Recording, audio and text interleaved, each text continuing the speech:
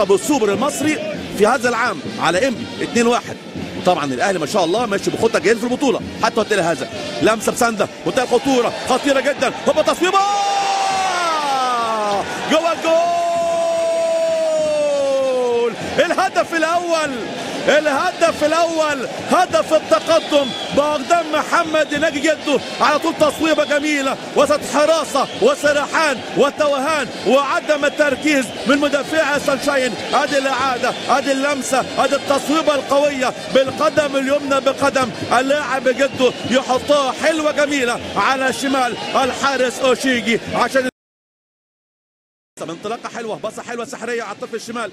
احمد يناوي باك الشمال على طول ناحيه وليد سليمان، استلام من السيد حمدي، محاوله من السيد حمدي على الشمال تصل لاحمد يناوي، العرضيه حلوه جميله، هتاخد هوبا جول. الهدف الثاني، عملوها تاني وسجلوا الهدف الثاني. لسه بقول لكم مشاهدينا، لسه بقول لكم متابعينا، قادرين على تسجيل الهدف الثاني. والسيد حمدي عملها وسجل هدف ثاني. سيد الناس اللي كان عاوز يفرح كل الناس النهارده فرحهم، النهارده سيد حمدي سجل الهدف الثاني وهدف التعزيز في المباراه في الدقيقه كام؟ ده في الدقيقه 30 من زمن الشوط الاول. الاهلي في كل حته، في الناحيه الدفاعيه موجود، في نص الملعب موجود، في خط الهجوم موجود. حسدناه والله حسدناه. هجمه على الشمال تصل ناحيه اللاعب بداي اوجو، عيني عليك برده يا فتحي.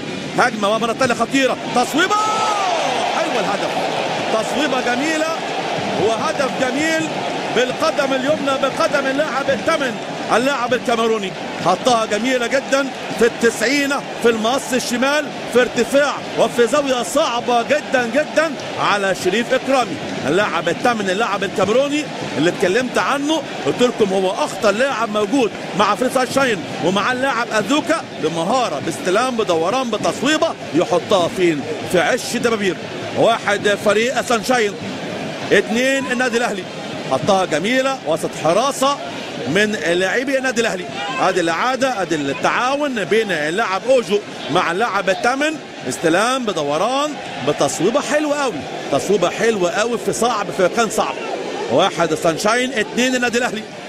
هدف اول لبطل نيجيريا